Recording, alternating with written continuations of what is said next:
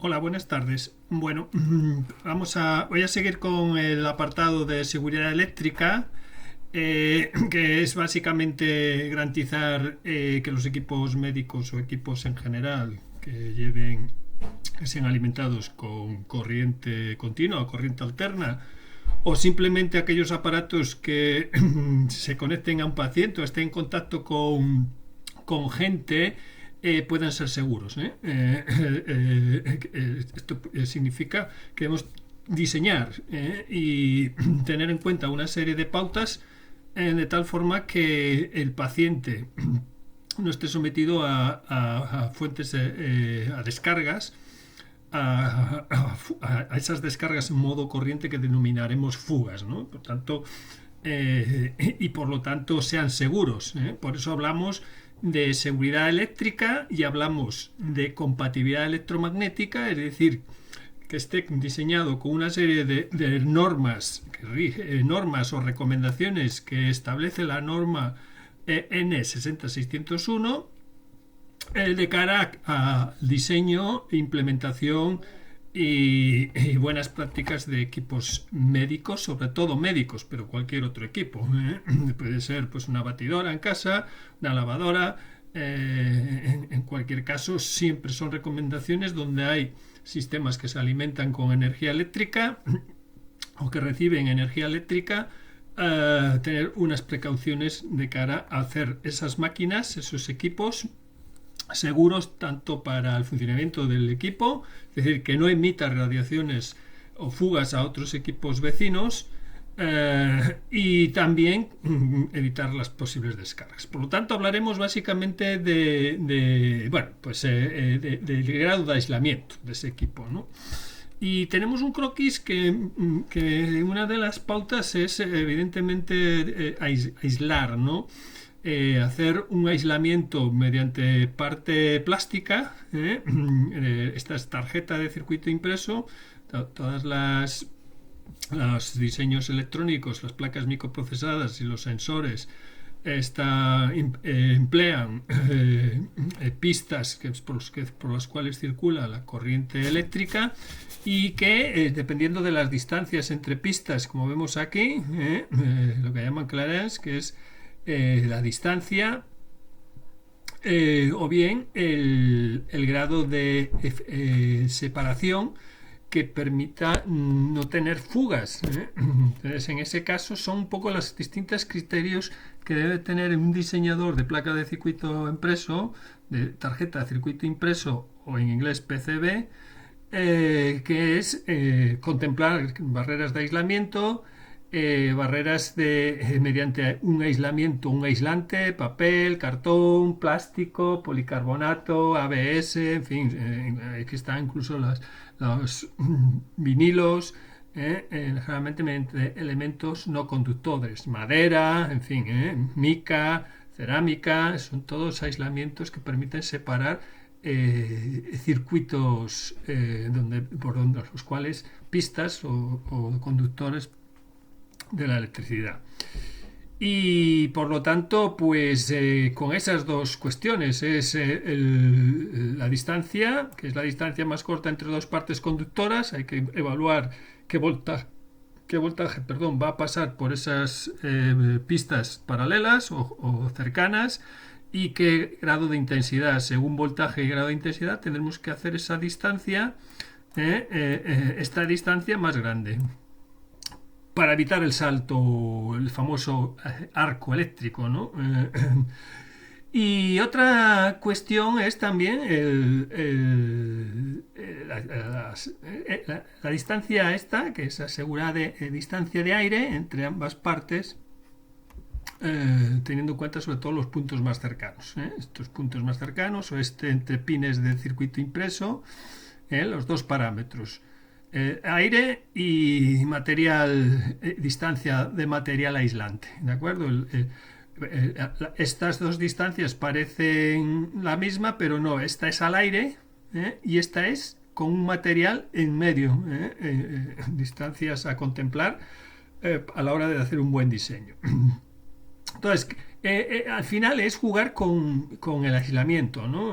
Con el fin de romper los bucles de los fugas a tierra, mejorando también el rechazo en modo común, que vamos a ver luego que es básicamente con la tensión normalmente tiende a haber fugas, mayor posibilidad de fugas o ruido eléctrico, y permite, en fin, tener en cuenta todas estas cosas.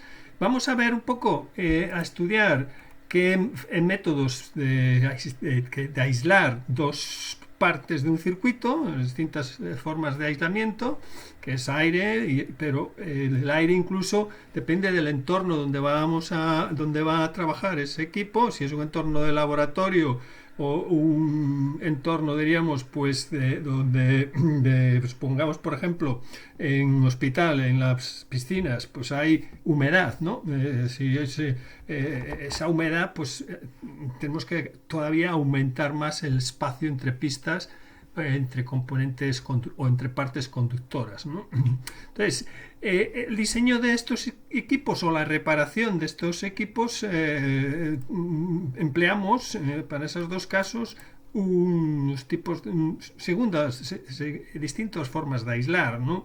En algunos casos, los métodos clásicos de aislamiento de partes conductoras es usar transformadores. Hemos visto que en un transformador hay un primario y hay un arrollamiento primario, hay un núcleo magnético, ferromagnético, y hay un arrollamiento secundario. Por lo tanto, hay una separación del circuito del primario del circuito secundario a través de esto se ve aquí mejor,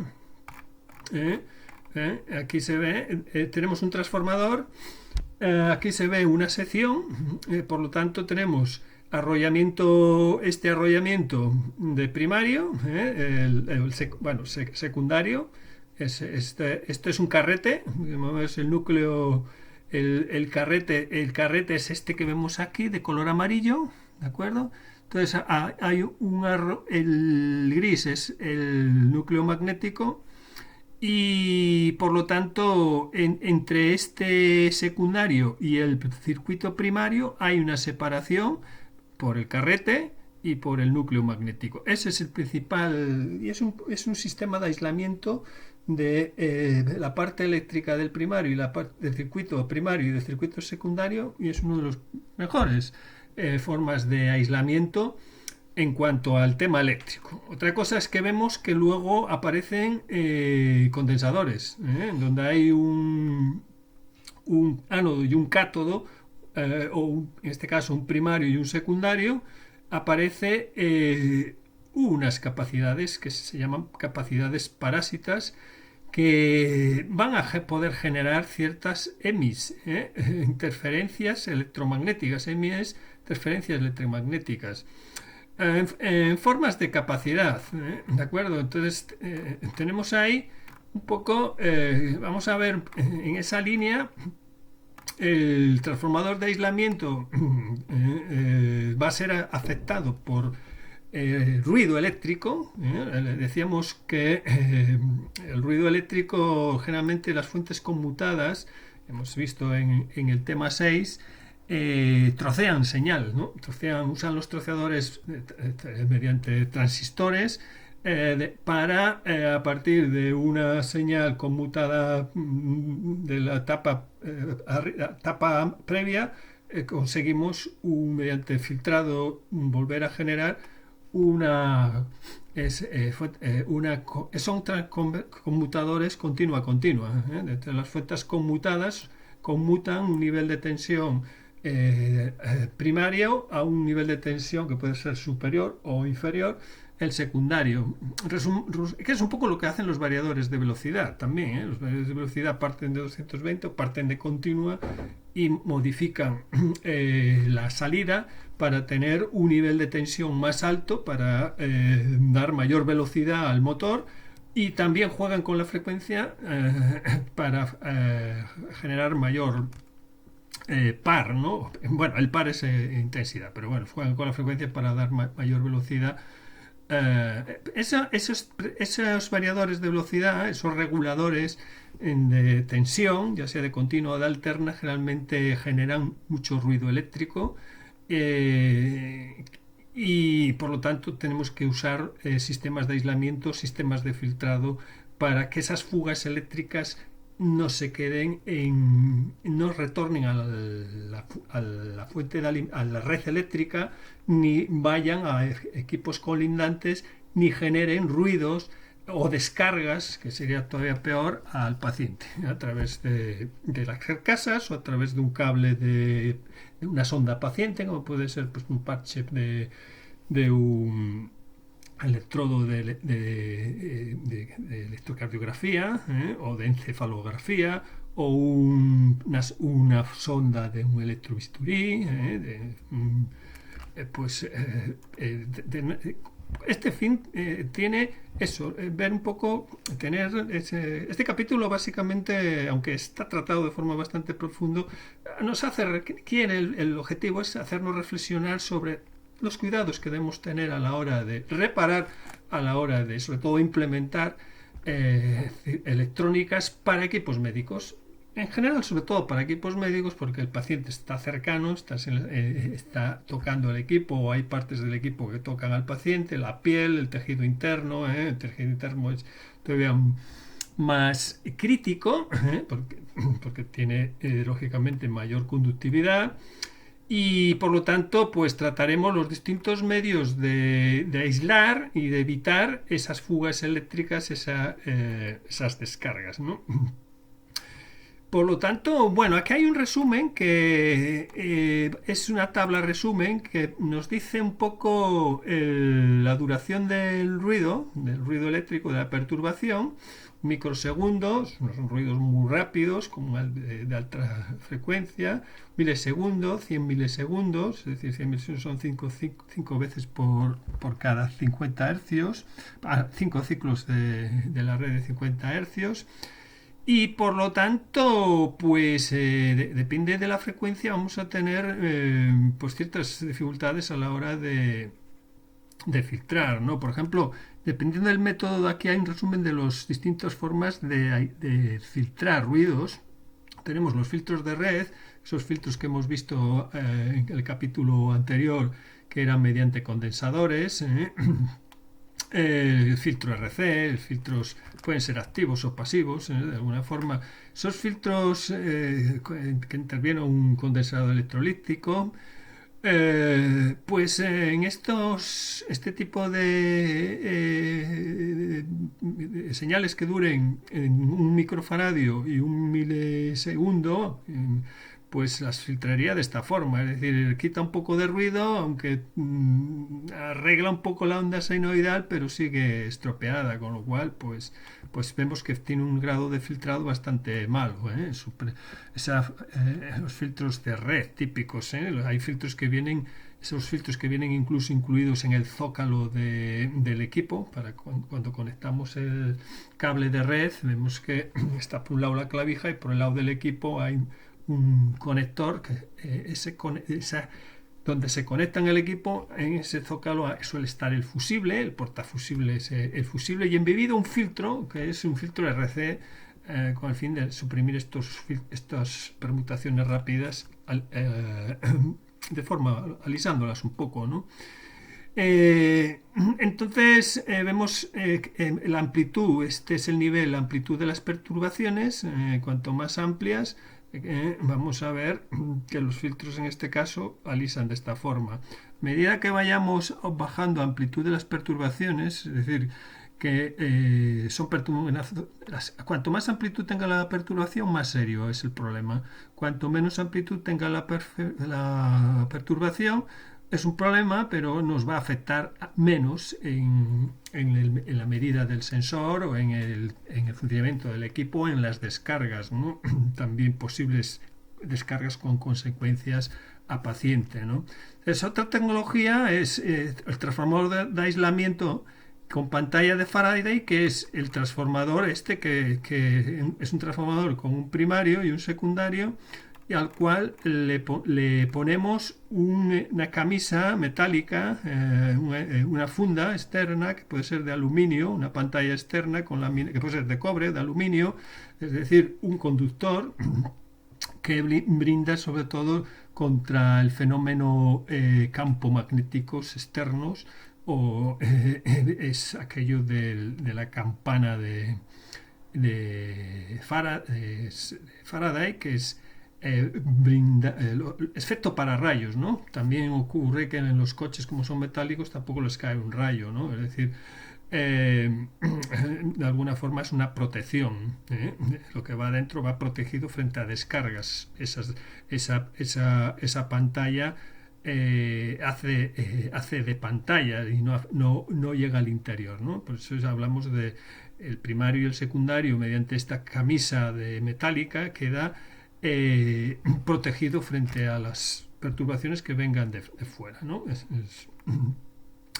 Entonces es este método, es poner un apantallamiento y colocar esa pantalla a tierra, ¿de acuerdo? Es el apantallamiento, ponerlo a tierra. Entonces, generalmente esa pantalla, aquí vemos el secundario, o el primario, una pantalla metálica de aluminio de cobre, el otro bobinado y su pantalla correspondiente exterior para apantallar el ruido del exterior. Entonces, esto es un poco esto, ¿no? Transformadores de aislamiento con pantalla de Faraday. El grado de apantallamiento, pues vemos que apantallan bastante bien. Luego, si ponemos incluso transformadores ferrorresonantes, supresores de transitores más filtros, que es lo que vimos en el capítulo anterior, pues ya entramos en los SAIs, ¿no? Que son sistemas de alimentación y estabilización, con lo cual vemos que ante una perturbación nos la estabiliza y casi la queda sin efecto de cara al circuito. Normalmente es como efecto de usar acondicionadores de red con pantalla de Faraday. Si incluimos un acondicionador de red, es decir, un SAI, un sistema de alimentación ininterrumpida, que son equipos que alisan y mejoran, como hemos visto, las oscilaciones de red, las perturbaciones de red. Si además añadimos una pantalla de Faraday, pues vemos que en estos métodos vamos a tener todavía una pequeña onda, pero estos ya suprimen totalmente el ruido eléctrico, tanto para frecuencias altas como para frecuencias bajas. Entonces, por eso aquí, cuanto más mejoremos esos filtros y esos acondicionamientos de la red de entrada, si llegamos a los SAIs, pues, y si además añadimos filtro, pues no hay perturbación. Estos por eso son perfectos para equipos médicos muy sensibles a los cambios de oscilaciones de la red eléctrica, a recibir sobredescargas, subdescargas, a subtensiones, sobretensiones. Por lo tanto, es ideal para los circuitos médicos. Y de hecho cualquier equipo de diagnóstico clínico serio es conveniente ponerle un SAI, o que lleve en la fuente de alimentación incorporada un SAI con su batería para su pack de baterías, su circuito de troceador y de mejora de la alimentación, ¿no? Esta básicamente saca una señal de 50 Hz sin armónicos, como vamos a ver a continuación. Otra cosa que hay que tener en cuenta es que incluso teniendo apantallamiento metálico que suprima las interferencias electromagnéticas exteriores internas, puede haber también componentes internos que pueden ser fuente de emisión de fugas electromagnéticas, como pueden ser, por ejemplo, los variadores. Un variador es un activo generador de fugas, de emisión electromagnética. Y bueno, aprovecho aquí, vamos a ver luego a posteriori que de hecho aparecen aquí el troceado de la señal. Estos son los métodos de aislamiento que veremos, pero el troceado de señal que hacen los variadores de velocidad rompen la componente fundamental, hacen subtensiones de grado 1, grado 3, grado 5, grado 7, normalmente en par, es la transformada de Fourier, y vemos que son ondas que deforman la fundamental, tenemos la fundamental, pero aparecen estas formas de ondas, estos armónicos, y tanto en frecuencia como en amplitud. Es decir, que la F1 es esta de aquí, pues tiene esta amplitud, la F3 es esta de aquí, vemos que la F3 aquí tiene esta amplitud. Por lo tanto, todo esto es ruido eléctrico y hace que funcionen mal los transformadores de aislamiento, incluso hacen que funcionen mal las fuentes de alimentación, y por lo tanto debemos de suprimir este ruido, ¿no? Que pueden generar, como decíamos, nos puede venir dado de equipos externos, también conectados al mismo línea eléctrica, a la misma clavija, o bien en los propios equipos que usan troceadores de señal, como son los variadores de velocidad, las fuentes conmutadas. Hay que tener mucho cuidado con que generan este tipo de ruido. ¿De acuerdo? Entonces, que eso genera como los transmisores, los transistores, todos los componentes eléctricos tienden a tener una capacidad, ¿no? Que son capacidades entre una parte del circuito de alta y otra parte del circuito. Esas capacidades permiten que las corrientes de alta frecuencia fluyan hacia los sistemas de puesta a tierra, ¿no? Entonces se generan las capacidades, y esas capacidades yo debo de derivarlas a tierra, ¿eh? Son condensadores que se generan con las propias fuerzas, las emisiones electromagnéticas, y debo de canalizarlas a tierra, ¿de acuerdo? La fórmula de las capacidades es 1 partido por 2 pi FC, ¿de acuerdo? Entonces esta es la capacitancia, la influencia de la capacidad sobre un circuito. Bien, entonces, ¿cómo podemos hacer? Bueno, aquí vemos que tenemos un ruido eléctrico, tenemos unas capacidades que se me acoplen ahí con ese ruido eléctrico, y si no pongo un sistema de protección, de derivación de esas capacidades a la tierra, que vayan las fugas a la pica de tierra, a la instalación de tierra, a través de la instalación de tierra, pues pasan a la fuente de alimentación, y ahí genera unos ruidos que me van a afectar a la transmisión de datos al sensor, al funcionamiento de la microelectrónica interna, y por lo tanto se aconseja en este caso hacer un apantallamiento metálico de cada bobinado, en este caso del primario y otro del secundario, y ese apantallamiento metálico pasarlo a tierra,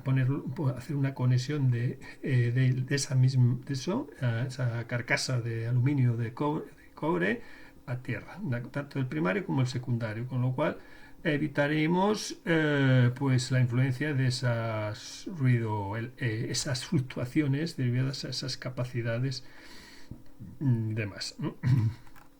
Bueno, pues eso un poco para los transformadores de aislamiento, ¿eh? Por lo tanto, ayuda a mejorar la protección de un equipo contra perturbaciones en la alimentación de un equipo, o de las señales que vienen desde el exterior, como decía, ¿eh? Y por lo tanto a nosotros nos interesa que no vengan otras formas de onda, sino que venga la esperada, ¿no? La de 50 Hz, que es con la que diseñamos nuestros instrumentos para garantizar precisión, y sobre todo también para evitar descargas inesperadas o fugas al paciente o a partes del equipo. ¿Qué otras tenemos? Otros sistemas estas normalmente son sistemas de aislamiento para alta potencia, generalmente en las partes las fuentes de alimentación, tener cuidado cuáles, o bien en los salidas hacia fuentes conmutadas o hacia dispositivos de potencia, ¿no? Por lo tanto son sistemas donde intervienen transformadores, pero para equipos que sean de medida, normalmente tenemos los sensores que generalmente entran a los sensores, las entradas analógicas, generalmente pueden ser traer perturbaciones, no dejan de ser antenas y que captan pues, ruido eléctrico ambiental, y por lo tanto tenemos que diseñar circuitos, esas entradas meterlas a circuitos de amplificadores de aislamiento. Básicamente son separadores donde entra la señal de milivoltios y hay una separación de tal forma que el ruido que hay aquí no pase, solo pase la señal del sensor, del captador de señal, y no el ruido que pueda hacer en ese terminal. El diseño de estos equipos a nivel interno, hay una sofisticación diríamos, como ven aquí, de operacionales. El factor de amplificación básicamente es 1, como vemos aquí existe un operacional, un amplificador que es tengo 0 voltios, aquí tengo 0 voltios, esto es la señal de entrada, y en este caso entra la señal de muestra por aquí, y llega a estos operacionales en oposición, de tal forma que aquí tenemos una alta resistencia de entrada, y aquí tenemos una alta resistencia de entrada con alta resistencia de entrada, pues tenemos prácticamente unas señales de entrada casi infinitas de resistencia, con lo cual los señales de milivoltios que hay aquí la amplifica pero no está afectada por una resistencia interna que es la que baja, que es la que me metería las perturbaciones. Es decir, entonces vamos a ver luego otra versión de esto.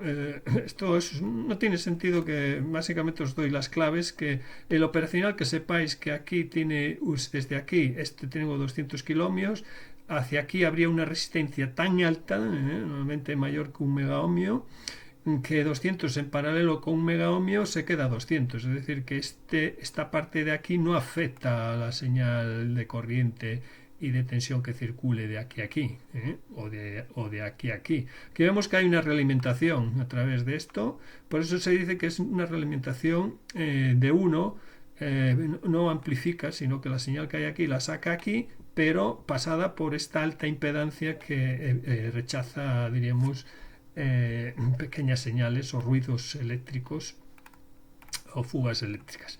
Otra forma de aislamiento muy empleada para sensores y para pequeñas salidas analógicas y salidas digitales son el acoplamiento por la conexión de usar octacopladores, ¿no? Entonces, ¿cómo se usan esos octacopladores? Pues vemos aquí, en vez de ser señal eléctrica, lo que hay un espacio entre, si quiero conectar una entrada digital a un PLC, por ejemplo, a una entrada digital de un PLC, una señal 0,5 voltios que puede traer implícita ruido eléctrico, para no hacer llegar al PLC utilizo un octacoplador. Entonces, este acoplador en este caso es acoplamiento óptico. Yo pongo aquí 5 voltios, el diodo luce, pero luce en modo eléctrico, en modo luz, y hace que este transistor pase a modo activo, a la señal que tiene el colector pase al emisor. Entonces esto es un aislamiento perfecto. De hecho es uno de los mejores aislamientos para baja señal, para entradas digitales, salidas digitales, en separar la parte, diríamos, de campo de la del microprocesador. ¿De acuerdo? Tenemos una separación por luz, que es la mejor de las separaciones frente a ruido eléctrico. Aquí tenéis un ejemplo de un integrado de estas características, de estos octacopladores, 4N25 o 4N35 para más potencia, y veis que efectivamente como es un patillaje, y es un transistor bipolar donde se comanda por una señal de diodo que requiere pues para bueno, pues hay distintos fabricados, hay una variedad muy importante. Masin es uno de los fabricantes estrella de estos, pero hay muchos más. Y también que sepáis que aquí aparece para transistor, pero podemos utilizar para triac, podemos utilizar para una conmutación lógica, para circuitos MOSFET, es decir, para un sistema, para un Darlington, aquí tenéis el Darlington. Transistor de Darlington son básicamente transistores en cascada, normalmente para trabajar con intensidades más altas que un solo transistor. Este sistema es ideal, es el menos complejo, el más claro, el que mejor separa perturbaciones de entrada de circuitos. Daros cuenta que el aislamiento básicamente es separar un circuito de entrada de algo que va a ir a otro circuito a continuación. Como decíamos antes, una entrada digital que quiero pasar, informar de esa entrada digital a la entrada digital de un... Esto, por ejemplo, puede venir de un pulsador, un pulsador de estos o de un final de carrera, ¿de acuerdo? Entonces, el final de carrera haría llegar 5 voltios aquí y emitiría luz, pero junto con ese final de carrera que está en campo al lado de los motores y demás, pues vienen muchos otros ruidos, pero aquí no pasa nada más que una señal óptica de luz que es el que excita y hace conducir al transistor. Bueno, pues vienen aquí una serie de referencias también de distintos fabricantes. El MOC en salida triac se usa mucho para incubadoras, para estufas, para muflas, es decir, es un recurso muy fácil para aislar ruido eléctrico y separar la separación galvánica, ¿no? La separación de los circuitos. Entonces, otras técnicas de separación galvánica, de aislamiento,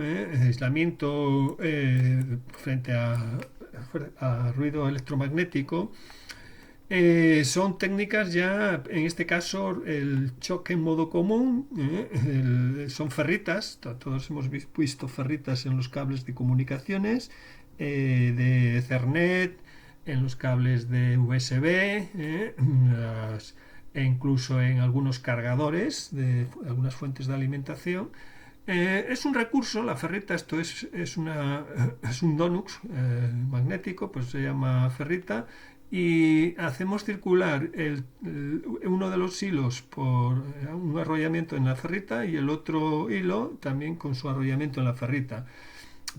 Aquí vemos el positivo, puede ser el positivo de una fuente de alimentación y su negativo correspondiente, ¿no? Que el negativo es conectado a masa, a tierra, ¿no? En algunos casos, pero podría ser también un circuito de positivo y negativo, una fuente de alimentación, o podría ser incluso un cable de comunicación RS232, el TX y el RX, perfectísimamente, por eso se usa para comunicaciones también. La ferrita es un recurso fácil, en el sentido de que me filtra muy bien las señales que no son en modo común. Las emisiones, las transmisiones yo transmito un bit y por el cable TX y va por ese cable. Este igual está a cero. Entonces, sin embargo, el ruido afecta a los dos por igual. Yo si este cable pasa por las inmediaciones de un campo magnético o un campo eléctrico, o con mucho ruido, mucho alto voltaje, pues va a afectar tanto a esta bobina como a esta. Entonces, entre las dos el efecto se anula, ¿de acuerdo? Es decir, todos sabemos que una bobina que está sometida a un campo magnético, a una corriente de fuga, genera un campo magnético. Es decir, una intensidad de fuga que pase por aquí genera un campo magnético en esta dirección, ¿de acuerdo? Pues ese mismo ruido hace pasar esa corriente eléctrica en esta otra dirección, con lo cual se anulan. Entonces ese ruido queda anulado y solamente pasaría la que es en modo común. Solo pasaría la que es en modo diferencial, es decir, que señal en uno de 5 voltios y en el otro no. ¿De acuerdo? Por esto se usa mucho para este tipo de de eliminar ruido eléctrico a través de cables de comunicaciones y fuentes de alimentación positivas y negativas, en fin, 5 voltios, 12 voltios positivo, 9 voltios, en fin. Otro que está relacionado con lo que hemos visto aquí es el operacional. Vimos el aislamiento por operacional, el aislamiento pues es el mismo, de alguna forma, el método de aislar, que es utilizando el operacional. Amplifico operacional en modo diferencial, que significa que tengo un pin a maxa y el otro, el positivo, como hemos visto en la anterior, decíamos que entre este terminal y este de aquí hay un mega ohmio, con lo cual es un separador perfecto para que no pase el ruido que se capte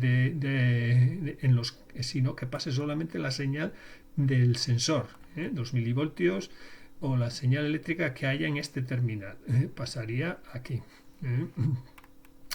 Bueno, basándose en esas propiedades del operacional. Otro método es el amplificador de instrumentación diferencial. Esto se usa mucho para sensores muy... es lo mismo que hemos visto arriba, pero ya se usa mucho para señales muy débiles. Parte un poco de esto, ¿no? Lo que pasa es que aquí tenemos amplificador de factor 1, porque actúa solamente como separador galvánico, como separador sin embargo aquí ya actúa como amplificador, por eso están puestos por separado. Este es un amplificador, es decir, ¿qué significa? Y se llama de instrumentación porque esa instrumentación tiene connotaciones del sensor. Todo sensor o captador de señal, por ejemplo, o los parches que nos ponemos para medir la señal del músculo, la electromiografía, son señales, o las de encefalografía, o las de electro, son señales muy débiles, son milivoltios, incluso las de encefalografía microvoltios. Son señales tan débiles que yo tengo que mimarlas tanto en la captura, de hecho se ponen cazoletas de oro, en algunos casos se raspa mucho la piel para garantizar bien la continuidad de ese captador metálico, suele ser metálico, con gel incluso para facilitar la conducción, un gel muy conductor. Se adhiere a la piel de la frente, por ejemplo, que para capturar la señal de encefalografía, que la señal de encefalografía lo veréis a continuación en los siguientes capítulos, pues ya os adelanto que es una señal muy baja de la actividad cerebral en esa zona del cerebro donde yo ponga el parche, ¿no? Entonces, esa señal muy débil tengo que hacerla llegar a la entrada digital, la tarjeta de adquisición. De hecho, estas son las etapas preliminares de las tarjetas de adquisición de muy baja señal, que es capturarla, mediante que aquí estaría el captador, y en este caso pasar a una etapa de amplificación, ¿de acuerdo? Un amplificador mediante operacionales diferencial, es decir, que voy a tener una parte negativa y otra parte positiva, y lo que voy a amplificar es efectivamente la diferencia de esas dos, la diferencia del positivo y del negativo, ¿de acuerdo? Entonces vemos aquí el negativo y el positivo. La diferencia de estas dos señales es lo que me va a amplificar el instrumento por eso es amplificador de instrumentación, es decir, exclusivo para captura de señales de instrumentación, es decir, instrumentación científica, connotaciones de señales de muy baja energía, para poder tratarlas y visualizarlas en un display, en un microprocesador, y poder digitalizarlas, poder medirlas y poder presentarlas a un equipo de diagnóstico, de tratamiento y demás. Como digo, en equipos médicos clave este tipo. ¿Y qué ventajas tiene? Pues que tiene alta impedancia y por lo tanto es un separador galvánico. Es un fenómeno. Por lo tanto, hay varios especialistas en este tipo de linear. Es un fabricante especializado en esto. Yo recuerdo de haber hecho, pues eso, algunos desarrollos para medir halitosis. La halitosis es el olor de nuestro aliento y poder diagnosticar qué grado de halitosis y usamos bueno, pues también ese olor viene porque son gases, el mal aliento es un sulfurhídrico, como el olor de los huevos más o menos, ¿eh? Son descomposición de amoníacos, de sulfurhídrico, y ese grado de concentración lo capturamos se daba a través de hacer pasar ese gas por un tubito o por una celda y la bombardeábamos con un diodo de 530 nanómetros, que es un verde, y al otro lado poníamos un captador también de esa misma longitud de onda, y según se absorbía el verde es que había olor, había sulfurhídricos ahí.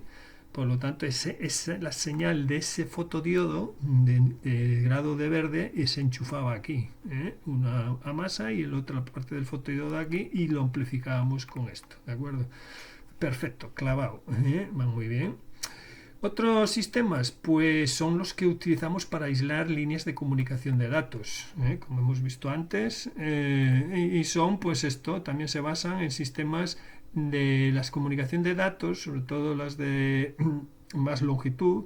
Tenemos la RS232, que es para hasta 10 metros como mucho, la RS422, que puede llegar a 50, depende un poco del entorno, y las RS485, que aparece por aquí, pues puede llegar hasta 1 kilómetro.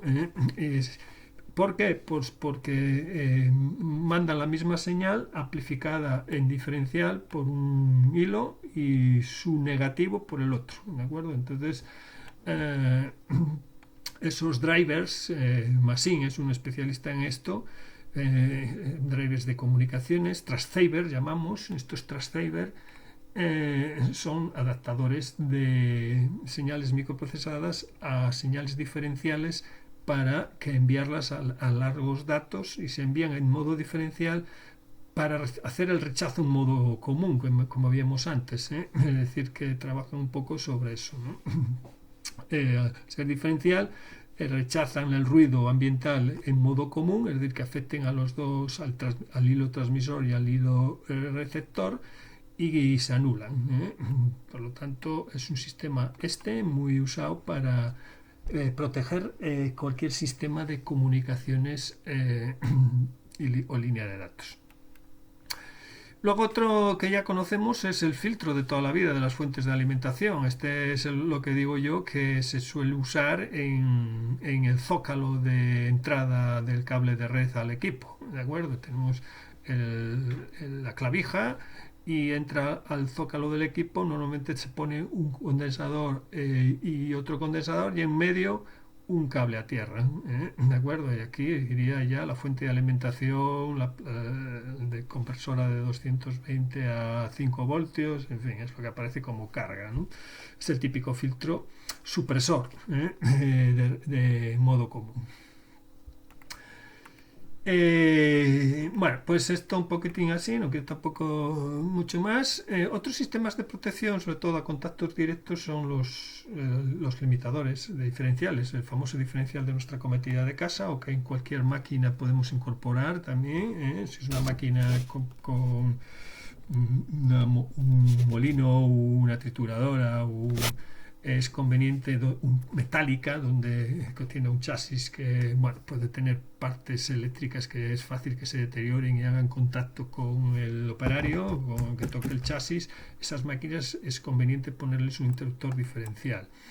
¿Diferencial qué es? Pues que cualquiera de la fase o la línea, si se desvirtúa la intensidad que entra por la fase y por lo tanto retorna por el neutro, si no coinciden, es decir, es que hay fuga. Por lo tanto, si esa fuga es mayor de 3 miliamperios para entornos húmedos, salta el diferencial, ¿de acuerdo? esa fuga podría ser también hacia tierra, en ese caso también saltaría. En entornos más industriosos, esto es para laboratorios, sitios húmedos, en diferencial de alta sensibilidad, y nosotros en casa solemos tener el de 30 miliamperios, que es el mayoritario para entornos, diríamos, domésticos y demás. Entonces tenemos que evaluar a la hora de diseñar y concebir un equipo qué grado de sensibilidad le vamos a poner al diferencial. Y es otro tema que tenemos que forma parte de la seguridad eléctrica, seguridad de máquinas, que luego veremos. Estamos hablando de protegernos frente a fugas, ¿de acuerdo? Es decir, proteger las personas, proteger la máquina, proteger otras máquinas. En síntesis, este capítulo es proteger las personas, proteger la máquina que estamos diseñando y proteger otras máquinas. Esas son las tres patas de la compatibilidad electromagnética y que influyen en el grado de clasificación de ese equipo, de un equipo según a qué va destinado, a qué tipo de pacientes, si va a ir a qué tipo de tratamiento, si es un tratamiento de diagnóstico, si es un tratamiento de diagnóstico lejano, si es un tratamiento de cercano, en contacto con la piel, si va a tener sondas o cables en contacto con el tejido, una herida, puede ser una punta de un electrobisturí para suturar, para cirugía. Entonces ahí tendremos que ser cada vez más restrictivos y clasificaremos el tipo de aislamiento incorporado a ese equipo para evitar descarga eléctrica o por campo eléctrico, por campo magnético, del equipo o de las partes aplicadas. Las partes sensibles a analizar son los cables o accesorios que van hacia el paciente, sobre todo, como son bornes, electrodes, terminales de auscultación, de exploración, de tratamiento de rehabilitación, en fin, todas estas cosillas, esa es la parte más delicada. Y evaluar en qué ambiente va a trabajar, si va a haber motores cercanos, si va a haber fuentes de equipos de resonancia, si va a hacer equipos de espectrometría que realmente necesitan campos eléctricos elevados, y por lo tanto evaluaremos esto.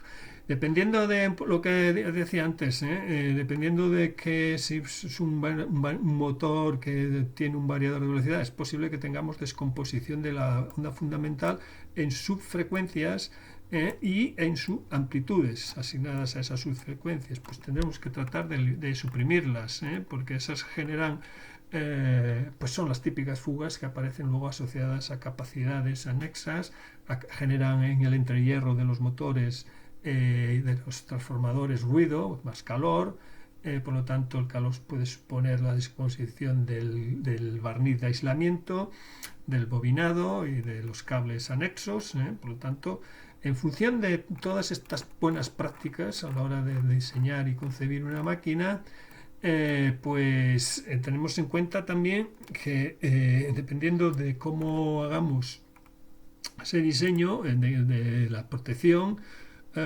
clasificaremos los equipos electromédicos, máquinas en general eléctricas, siguiendo las pautas que establece la norma 60601-1 como de clase 1, clase 2 o clase 3. Así en síntesis podéis leer eso, pero bueno, clase 1 es la que tiene un conector, la clavija de tierra y un borne de tierra con esa clavija, y a su vez tiene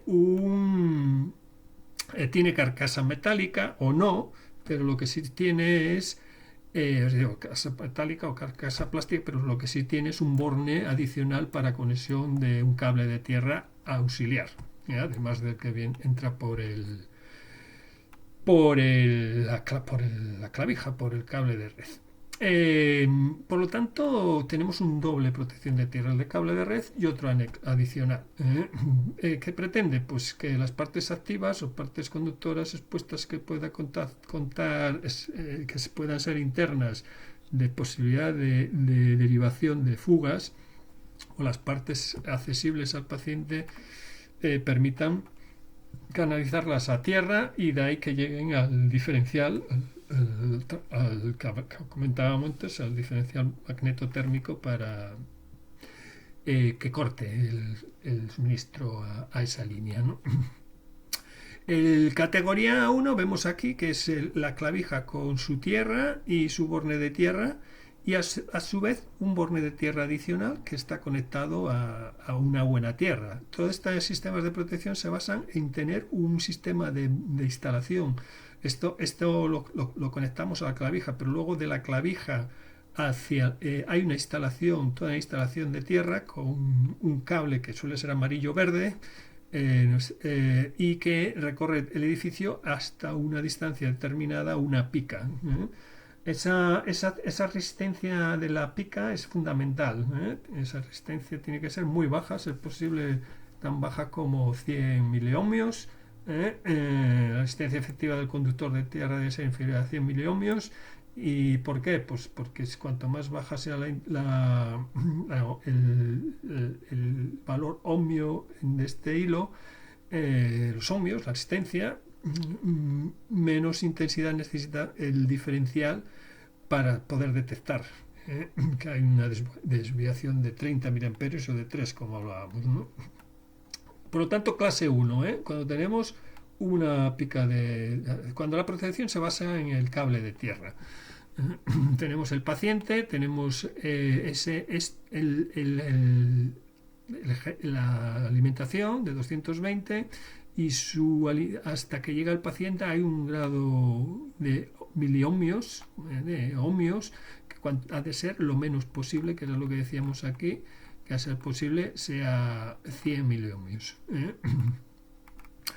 Vale, esto de aquí. La clase 2, equipos electromédicos o equipos eléctricos de clase 2, pues son los que ya no llevan cable de tierra, pero se basan en un doble aislamiento y aseguramiento de que en ninguna de las circunstancias, ya sea incluso en buenas condiciones de trabajar sin avería o bien con avería, no llegue la electricidad a contactos indirectos por parte de una persona, un usuario y demás. Por lo tanto, sería categoría clase 2 de equipamiento, basados en doble aislamiento. Bueno, aquí tenéis, esto es el sombreado, suele ser una envolvente plástica, por lo tanto no vemos aquí la fase y el neutro, pero no vemos ya el interruptor de encendido, que da alimentación a un primario, y como vemos hay un secundario.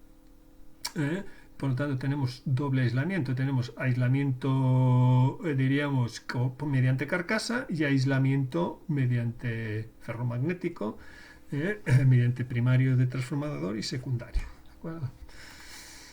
Bueno, la clase 3 se basa en que el equipo al que alimentamos va a ser alimentado con 25 voltios con una tensión baja. Es decir, todos sabemos que las descargas es función del nivel de tensión al que nos vemos expuestos y a la resistencia de ese camino que hace la electricidad, ¿no? Entonces, cuanto más tensión, más riesgo, porque vamos a tener más posibilidad de recibir mayor grado de intensidad. Los límites para equipos clase 3, pues son todos aquellos equipos que sean alimentados, reciban alimentación de menor de 60 voltios en continua, o bien 25 voltios en corriente alterna. Por lo tanto, tienen que ser alimentados en este tipo de umbral. También son todos aquellos que se alimentan por baterías. Todos los equipos que tienen alimentación autónoma por batería o pila también cumplirían esta clase 3, ¿de acuerdo? De hecho, en electromedicina hay cantidad de equipos que todos, casi la mayoría, son alimentados mediante un sistema de pilas de batería, porque tiene que ser portátil. Un monitor tiene que ser portátil para ir de urgencias al quirófano. Una bomba de inyección de fármaco tiene que ser portátil. Un tensiómetro tiene que ser portátil. Un desfibrilador antiguamente lo sabía, que eran conectados a red y con un cargador simultáneo al equipo, en en una cuna de carga. Hoy en día eso ha desaparecido porque, bueno, realmente se llevan baterías de litio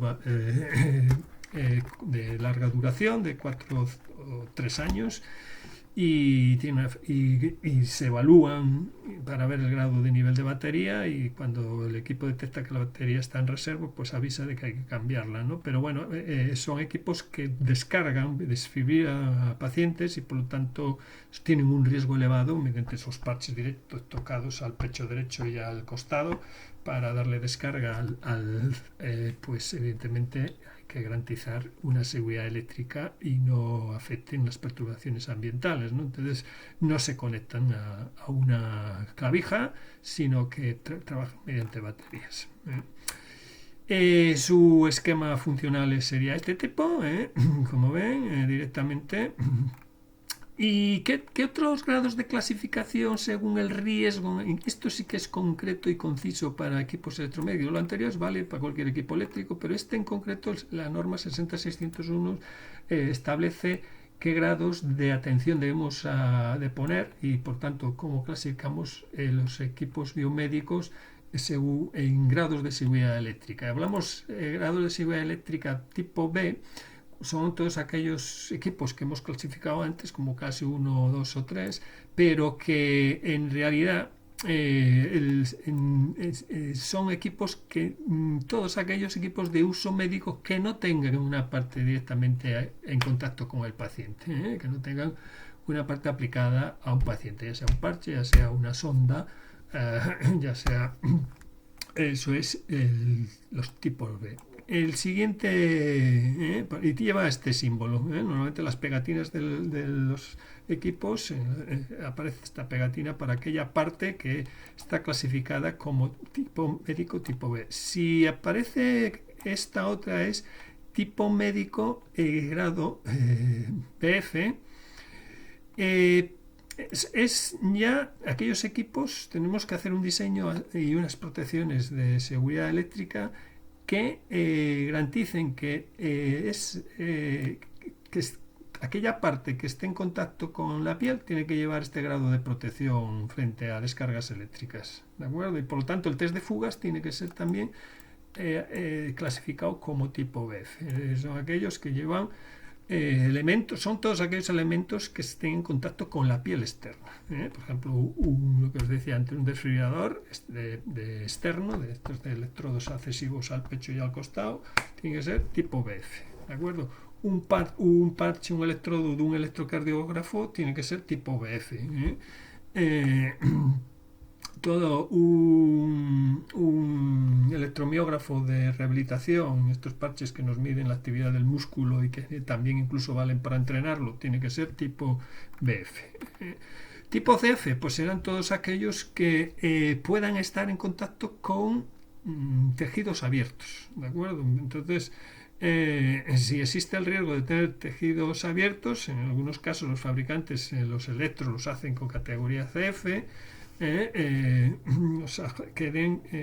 también nos protegerían frente a un riesgo de tener una herida o, por ejemplo, un electrobisturí, esto es de cirugía por alta frecuencia y alta voltaje, tiene que tener categoría CF, es decir, que garanticen que no, aún en circuito, en heridas, es decir, el cuerpo, si hay una herida abierta entre una parte del cuerpo y otro, puede haber 300 ohmios. Si es en la piel, entre un brazo y otro, ahí puede haber hasta un mega, varios Ks. Es decir, que por eso los grados de seguridad son más restrictivos para heridas abiertas. ¿De acuerdo? Entonces el tipo CF, y aquí vemos un poco un resumen de lo que hemos comentado. El tipo H ya no se da, no está, prácticamente ya ni aparece, ni lo... Bueno, entonces ya aparecemos grados de seguridad a la hora de hacer, según establece la norma 60601, que vamos a ver a continuación más en detalle, pero sobre todo cómo categorizar equipos eléctricos y cómo categorizar según la seguridad eléctrica que debemos de tener en los equipos según las partes del cuerpo que van a tocar. Y bueno, y aquí entramos en el apartado 7 3, que es las fugas eléctricas. Pues hemos visto ya que fugas eléctricas hemos tratado en el capítulo de fuentes de alimentación, que subtensiones, sobretensiones, fugas de tipo acoplamiento debido a campos magnéticos, debido a campos eléctricos fuertes, descargas directas, subtensiones, sobretensiones, perturbaciones, captadores de ruido eléctrico ambiental. Al final todos ellos lo que nos pueden provocar las fugas eléctricas, vamos a entrar un poco en el alma mater de la fuga y los efectos de las fugas eléctricas. Lo más sensible, el corazón. El corazón es un músculo que se deteriora, o sea, es un músculo eléctrico. Él actúa bombeando el ventrículo izquierdo porque genera su propio ritmo eléctrico, y ese ritmo eléctrico interno que genera el nodo sinusal, va al nodo sinoauricular, va de arriba a abajo, actúa sobre la aurícula izquierda y la derecha, y luego sobre el ventrículo izquierdo y derecho, con un ritmo, ¿no?, a 60 latidos en reposo, podemos decir, por minuto, y por lo tanto esa señal si recibimos una descarga, es alterada, y según el grado de descarga, es decir, el voltaje no nos afecta, pero sí la corriente, que es la que hace daño al músculo, a la señal eléctrica muscular, incluso bloqueando esa señal, esa intensidad puede llegar incluso a crear, diríamos, sobreestimulación, convulsión, por lo tanto, o puede incluso paralizar el músculo, agarrotarlo, ¿de acuerdo? Lo cual produce una parada cardíaca en el corazón o cualquiera de los otros músculos. Cuenta que otros músculos también cambian polaridades iónicas, y pueden hacer el músculo, el sistema nervioso central, para activar un músculo produce descargas a través del sistema nervioso. Si recibimos descargas externas a partir de una serie de milivoltios, pues el músculo actúa como si recibiera una orden del sistema, del cerebro, ¿no?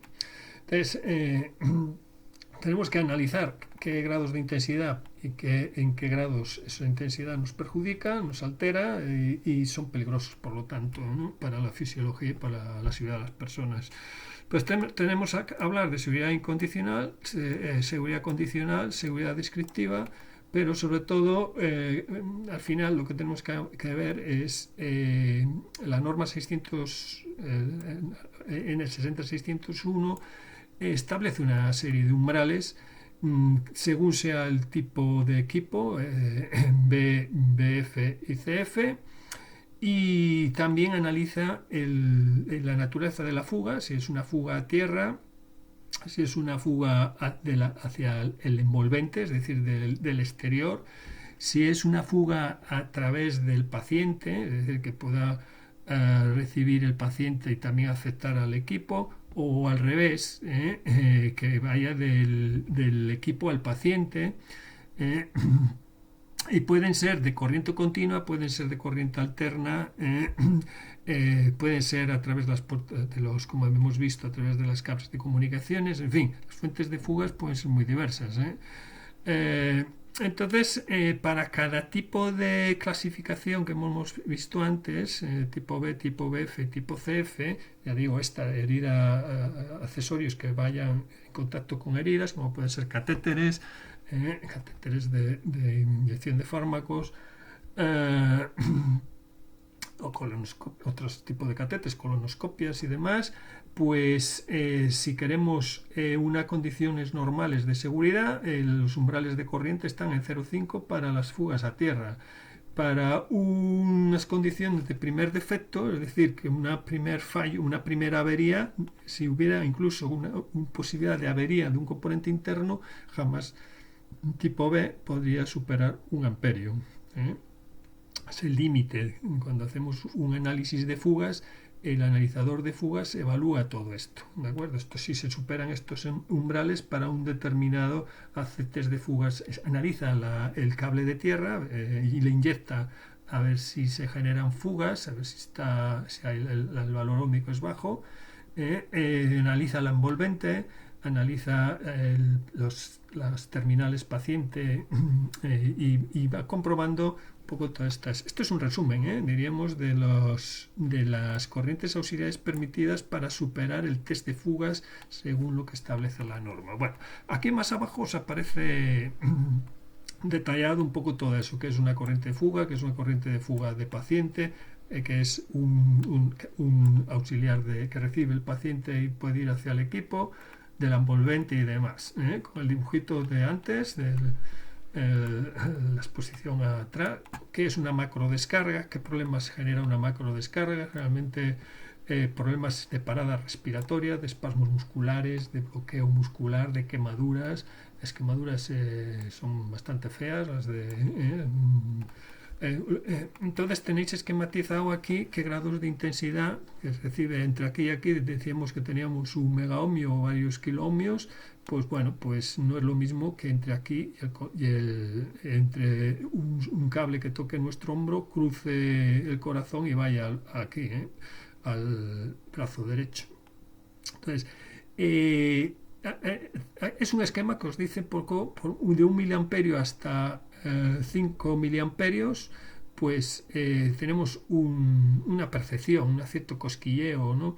Hasta, diríamos, 50 miliamperios ya tenemos ahí un hormigueo, ¿no?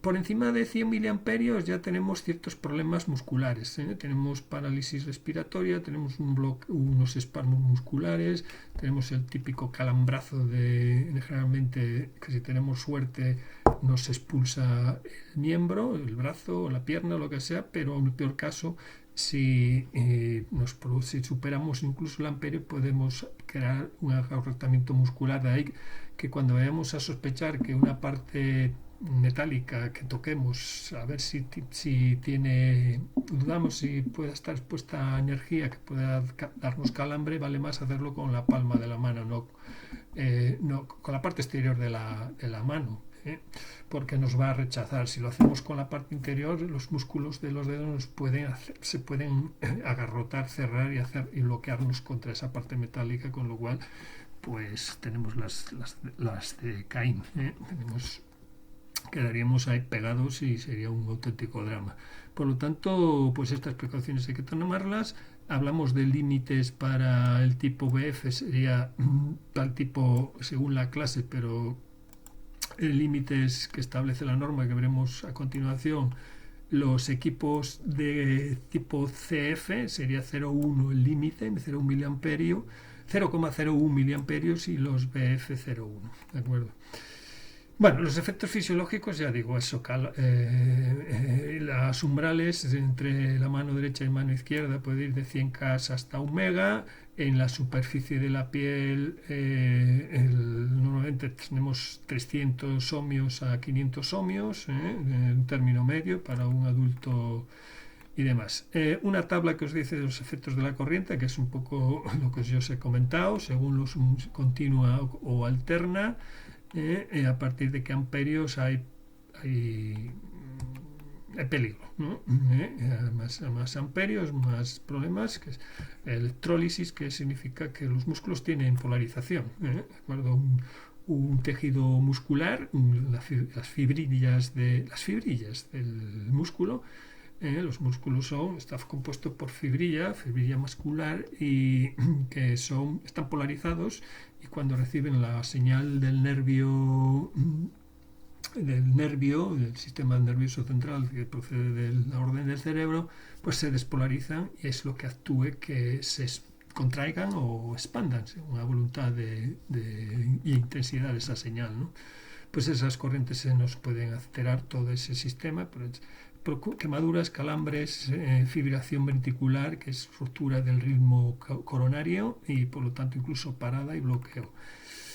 Bien, bueno, vamos a ir un poco más rápido. Test de fugas, pues es el test que debemos hacer a todos los equipos una vez que los reparamos, y según la importancia de diagnóstico de ese equipo y según la gravedad de un mal funcionamiento, pues hay unas frecuencias a las cuales debemos hacer el test de fugas. Pues,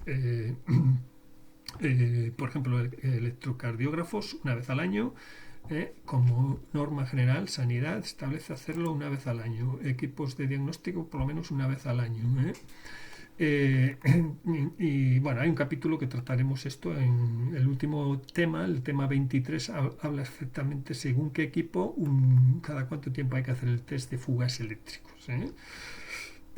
Sabéis que los equipos con el tiempo envejecen y los conductores envejecen, pierden aislamiento, los componentes activos, pasivos, resistencias, bobinados y demás pierden su aislamiento, y por eso el testeo de fugas eléctricos más a menudo, ¿no?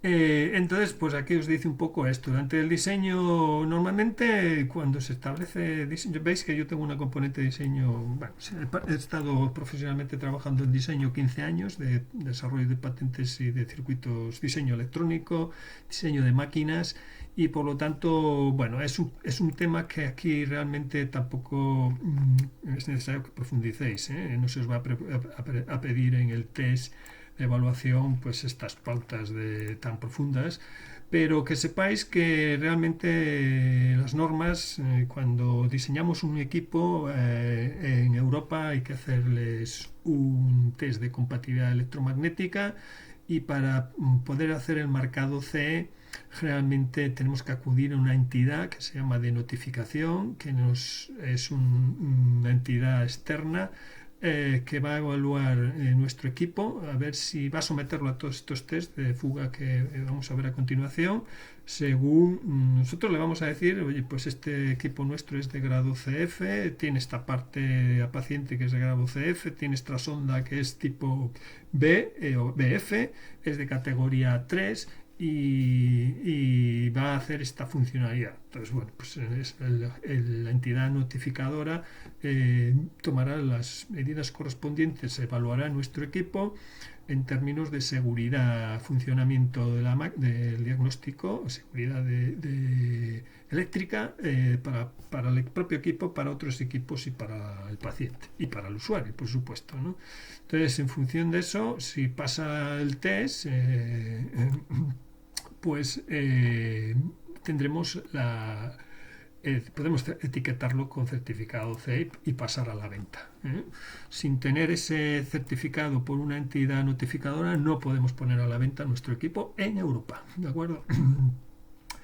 Luego, en otros países que no tengan normalizado esto, pues es otra historia. En Europa tenemos que tener siempre el marcado CE para cualquier máquina eléctrica, y más en equipos médicos, ¿de acuerdo? Donde los requisitos son todavía más estrechos, más precisos. Bueno, pues entonces nosotros, por lo tanto, somos los que debemos de autoexigirnos unos requisitos de seguridad básica y funcional, y teniendo en cuenta lo que dice la norma 60601. Entonces, por eso hay el capítulo qué requisitos tiene la norma 601, tanto para el equipo B como para el BF, como decíamos, 0,1 miliamperios,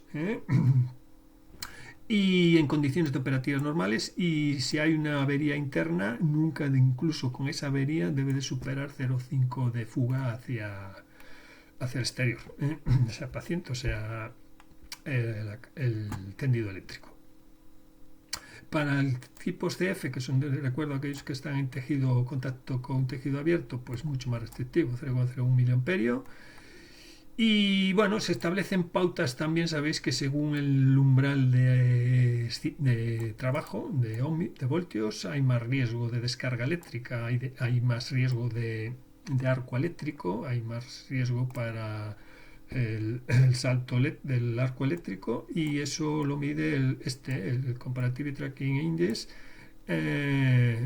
que bueno, pues establece una serie lo deben tener en cuenta las empresas de diseño, como digo, no tanto las empresas de mantenimiento, porque las empresas de mantenimiento, vamos a ver al final que hay unos equipos que ya tienen, que son los equipos de fugas, los analizadores de fugas, que nosotros lo único que tenemos que decirle es qué tipo de equipo es, qué tipo de grado de clasificación médica le damos a esa parte que queremos analizar la fuga, y automáticamente le damos estar en el test de fugas, y nos hace el test de fugas para ese parte de esa sonda, para ese parte, diríamos, aplicada a paciente, ¿no? Que sepáis que un equipo puede tener varias partes, puede tener un sensor de pulsiometría, puede tener un sensor, una medida de presión no invasiva para medir tensión arterial, puede tener unos parches eléctricos de ECG para electrocardiografía. Esos tres pueden tener clasificaciones: CF, el de electrocardiografía; B, el de presión no invasiva; BF, el de, pues, tenemos que hacer deberíamos hacer test distintos para esas distintas partes aplicadas, y otro para el equipo en su conjunto, y demás. Bueno, pues eso nos lo hace el test de fugas. Bueno, a los que estén interesados en cómo está internamente redactada la norma 601, en qué se basa, pues es todo este otro capítulo que viene aquí, que es establecer niveles de protección normal, que es un nivel de protección, NDP, un aislamiento básico, un segundo aislamiento, que es un aislamiento suplementario para en casos de una rotura del aislamiento normal, el nivel de protección normal. Incluso la protección de tierra, en fin, establece un poco todas esas categorías para los distintos tipos de equipos eléctricos, y por lo tanto, pues aquí os define, ¿no? Simplemente lo puse para que tengáis en cuenta cuál es la filosofía de la norma 600-601, que siempre ha de garantizar, como digo, un doble nivel de protección. Uno es el de funcionamiento básico y otro es el de por si se avería, hay una avería interna o una de las partes de... Entonces, eso para un tipo de equipo, en este caso, pues categoría 1, por ejemplo, es decir, que tienes toma de tierra, tiene envolvente metálica, pues tengo un zócalo de entrada de 220, entra un transformador primario y segundo, que tenemos que tener un nivel de aislamiento, un A de aislamiento, un grado de aislamiento, y el secundario un segundo grado de aislamiento sobre la parte aplicada, es decir, doble redundancia.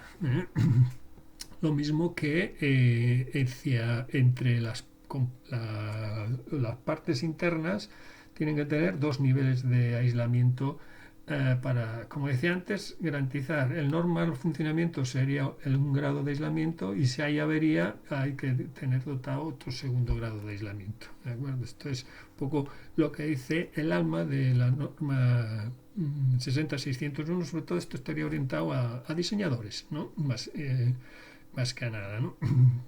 Por lo tanto, esos diseñadores, el departamento de I+D tendría que hacer este análisis, ¿no? Ver un poco esto. La figura 9 presenta un ejemplo con los requisitos de distancias. El establecimiento de la distancia es proporcional a lo que llamamos aislamiento. Garantizar la rigidez dieléctrica es redundante frente al arco eléctrico. Bueno, para aquellos que estén interesados, que lo lean un poquito, pero yo les doy un poco esas pautas previas, como he comentado, que deberían de analizar los ingenieros de I+D, de tal, que la probabilidad de que ocurra una rotura de aislamiento, comprobar qué pasa con esto lo hace la norma 60, si se invierte la fase y el neutro, qué pasa, sigue siendo seguro el equipo. De hecho, el analizador es lo que hace. El fallo del aislamiento básico de tierra, por ejemplo. Tengo un aislamiento, el básico, ¿qué pasa con el redundante, el cable de tierra, la doble protección de tierra, en fin, las tensiones flotantes que puedan venir del entorno a través de, como decía antes, de cables que puedan hacer de antena. Las comunicaciones, ¿qué pasa con las comunicaciones? Tenemos protegidas el puerto de comunicaciones frente a perturbaciones externas. El fallo de posibles componentes conflictivos, como pueden ser, como decía antes, los monolíticos, los sobrecalentamiento de los bobinados, las partes metálicas que se desgastan por roce, tienen riesgo de pérdida de aislamiento, la temperatura, veis que hay una serie de puntos en los cuales si hay un cortocircuito en la salida, ¿qué pasa con o sea, en la salida a un motor, por ejemplo? ¿Qué pasa con el aislamiento? Sobrecarga de los transformadores, bueno, toda esa parte, un bloqueo de un eje puede hacer quemar el motor, puede hacer que pierda el aislamiento. La refrigeración de los ventiladores, si se para, puede ocurrir que algún cable se sobrecaliente y pierde el aislamiento. En fin, todas estas pautas son las que debemos, pautas a seguir por el diseño de equipos médicos, por el diseñador de equipos médicos, ¿no? Y que también lo hace, este análisis lo hace internamente el realizador de los umbrales, ¿eh? Aquí os hablan de los umbrales para sistemas alimentados a continua, para alimentados en alterna, y para las distintas separación de material aislante y separación por aire, ¿de acuerdo? Según el aislamiento básico, doble aislamiento, en fin, tenéis en la tabla ahí, y un poco un esquema según la categoría del equipo, según la clasificación, si es una clasificación de clase 1, cómo podemos esquematizar el sistema del análisis de la norma 60601 alimentando a 200 fases, la fase y el neutro. Pues tenemos que tener un nivel de protección básico y luego un aislamiento básico redundante, como hemos visto antes de que el paciente, suponiendo que tiene un K, partiendo de que tenemos un K y puede tener un contacto indirecto, pues es que este sistema de doble aislamiento, de un aislamiento básico y un normal aislamiento, garantice que siempre va a haber seguridad. Pues lo tenemos para clase 1, tenemos para clase 2 ese mismo esquema, que el clase 2 recordad que es una envolvente plástica, y tenemos para distintos tipos de diseño, ¿no? Clase 1, clase 2. El chasis no está conectado a protección de tierra, es un poco distinto. Otro, veis, un clase 1 con envolvente plástico y parte plástica y parte metal. Un análisis, el diagrama de aislamiento de un equipo de clase 1 con envolvente plástica y metal, y esto es un poco el análisis del alimentado con parte metálica. En fin, veis un poco la síntesis que hace que debemos hacer de seguridad a la hora de concebir equipos. Y también tenemos un poco cómo trabaja, como decía antes, la norma 6061. Las recomendaciones, pues que debemos leer también, que es de cara a eso, a no superar los umbrales, normalmente que aparecía en esa tabla que también hemos resumido. Y bueno, pues nada, es un poco, es todo esto anterior viene a modo de conclusión, que cumplamos que vuelvo a repetir aquí la tabla de antes, que es el análisis de fugas que hace un analizador de fugas, o que debemos hacer nosotros cuando diseñamos un circuito, un equipo electromédico. Fugas a tierra, las fugas hacia la envolvente, las fugas si cambiamos el fase y el neutro, bueno, pues un poco esta gráfica, las partes aplicadas a paciente, qué pasa con ellas, según sea tipo B, tipo F, tipo... entonces, bueno, pues se trata de que cumpla esos principios de aislamiento y garantía al paciente de que no va a recibir descargas ni va a ser perjudicado ante una avería, que haya una equipotencialidad y por lo tanto que no superemos una serie de umbrales sobre todo en entornos de cuidados intensivos, quirófanos y habitaciones, que esto es un análisis que hay que hacer en estos entornos mensualmente, es decir, que el cable de tierra básicamente garantiza que evacúa las fugas a la pica, por lo tanto que garantiza que hay una equipotencialidad entre el posible contacto directo y la pica, no se superan los 40 voltios. Esto es un test que se hacen en quirófanos y en situaciones donde hay alta riesgo, ¿no? Por heridas abiertas. Las protecciones de contacto directo y las impedancias de protección correspondientes al cable de tierra y a los cables que llegan al diferencial.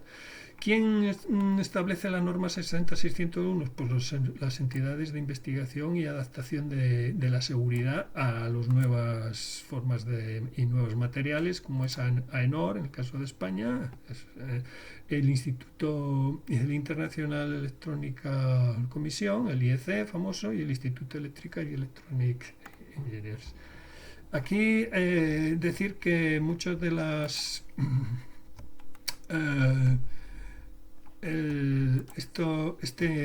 esta empresa pues es un poco tiene mucha información. Yo he sacado mucha información de esta empresa, de Zendal, que es una consultora, también que pues una notificadora de compatibilidad electromagnética, y que a los que estéis interesados pues tenéis toda una información de cómo está, de toda esta información, es decir,